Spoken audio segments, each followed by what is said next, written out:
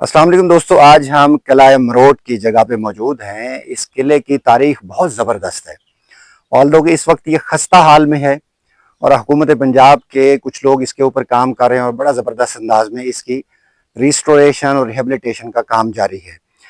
इस किले की तारीख बड़ी दिलचस्प है। वैसे तो कहा जाता है कि ये कब्ल मसीह का किला है, लेकिन जो नॉन तारीख है उसके मुताबिक ये 7वीं सदी ईस्वी में ये किला बनाया गया और उस वक्त राजपूत खानदान हुआ करता था, जिसका जो राजा था उसको महारुत भी कहते हैं और मारोत भी कहते हैं। तो कहा जाता है कि यह राजपूत सुल्तान महारोत के नाम से एक किला मरोट बना और इसके साथ एक शहर है, चंद किलोमीटर के फासले पे है, जिसको शहर मरोट कहते हैं। तो अब सोचिए कि 500-700 साल कब्ल मसीह का ये किला, उस वक्त ये ट्रांसपोर्टेशन जो आज आप देख रहे हैं ये उस वक्त नहीं होती होगी।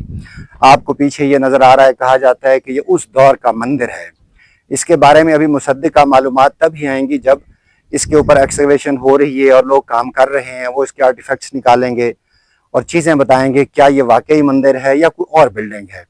लेकिन इस हद तक मानना ये दुरुस्त होगा कि उस दौर में जब अब जिसको हम रोही चोलिस्तान कहते हैं, तब ये किला मुख्तलिफ हालत में होगा। और अगर हम देखें तो ये शुमाली राजस्थान बनता है और अगर दूसरी तरफ देखें तो ये जनूबी पंजाब का बहावलपुर का रीजन है। तो आप कह सकते हैं कि 7वीं सदी ईस्वी में ये एक ऐसा डिफेंस बफर जोन होगा जो डिफेंस करता होगा बहावलपुर रियासत का, यानी राजस्थान रियासत, और उसके दरमियान में ये मरोट किला होता होगा और ये एक डिफेंस ब्लॉक के तौर पे काम होता होगा। और इस पे कुछ चीज़ें ऐसी भी मिली हैं जो ये इंडिकेट करती हैं ये एक ट्रेडिशनल और उनका ट्रेडिंग हब भी था। रिलीजियस होगा, रिलीजियस जो चीज़ें मिल रही हैं वो भी होगा।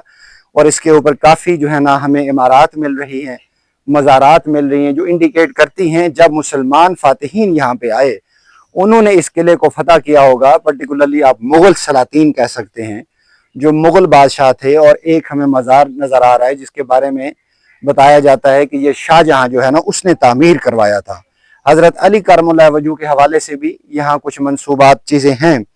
लेकिन ये हमें मिलता है कि जब मुसलमान सलातीन यहाँ पे आए तो उन्होंने इसको उसी तर्ज में ढाला। यानी आप 7वीं और 8वीं सदी ईस्वी या उसके बाद जाएँ, अलाउद्दीन खिलजी उसके बाद आए, मुग़ल जो रहनुमा आते हैं, तो मुग़ल रहनुमाओं ने इसको अपने अंदाज से तरतीब दिया होगा।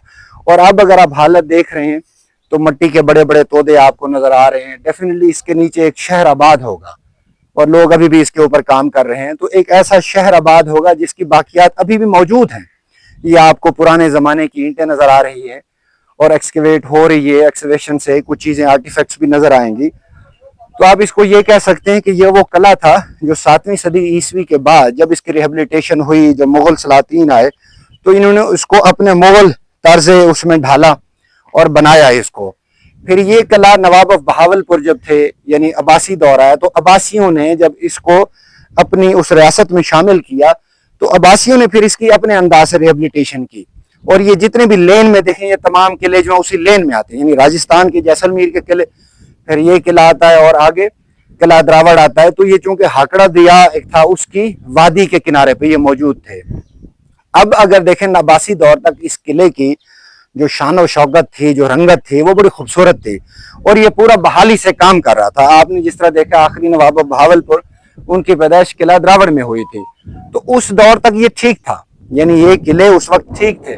तो इनको ज़वाल कब आया? अगर हम हिस्ट्री को खंगालें तो हिस्ट्री हमें यह बताती है कि जब ब्रिटिश साम्राज्य आता है, यानी ईस्ट इंडिया कंपनी जब आती है, तो उन्होंने इसकी तब रेलवे स्टेशन बनाए, रेलवे का निज़ाम बनाया, आमद और रफ्त के ज़राए मुख्तलिफ हो गए। तो उस वक्त इसकी वो जो डिमांड थी, अहमियत थी, वो कम होती गई और आहिस्ता आहिस्ता एक वक्त आया कि ये किला तारीख के उस चैप्टर में गुम होकर रह गया। अब आप जिस हालत में इसको देख रहे हैं तो लगता ऐसे है कि पिछले 100 और 200 साल तारीख में ये किला ज़वाल पजीर हो गया है। अब हुकूमत पंजाब मरीम नवाज शरीफ साहबा ने इसके ऊपर काम शुरू किया है और मुख्तलिफ किला जात जो हैं, जामगढ़ है, मौजगढ़ है, उसकी बहाली हो चुकी है, इस किले की भी हो रही है, इसके ऊपर भी लोग काम कर रहे हैं। तो हम ये कह सकते हैं कि with in a few days, few years, few month इस किले की वो रंग रोगन, वो शक्ल, वो हैयत निकलना शुरू हो जाएगी जो एक दौर में ये किला पूरी शान और शौकत और जाहो जलाल के साथ यहाँ पे सलातीन रहते होंगे, नवाबीन रहते होंगे और फिर उनकी रियाया रहती होगी। اگر یہ قلعہ بحال ہو جاتا ہے جس طرح باقی قلعے ہوئے ہیں تو ایک ٹورسٹ ڈیسٹینیشن بن سکتی ہے. یعنی آپ ٹورزم سے اس سے ریونیو بھی کما سکتے ہیں اور ٹورسٹ بھی اس کے اوپر آ سکتے ہیں. یعنی ایک ڈیسٹینیشن بنائے, اچھے ریسورٹ بنائے, اور کافی سارے ہم باقی بھی چیزیں ہم نے دیکھی ہیں روہی چولستان کے اندر. اگر ہم صرف اسی پوائنٹ پہ کام کریں, کلچرل ہیریٹیج کے اوپر کام کریں, جس طرح اسلامی یونیورسٹی بہاولپور سے ڈاکٹر خلیل ہیں, آرکیالوجی ڈپارٹمنٹ کو ہیڈ کر رہے ہیں, وہ بھی اس کے اوپر کام کر رہے ہیں.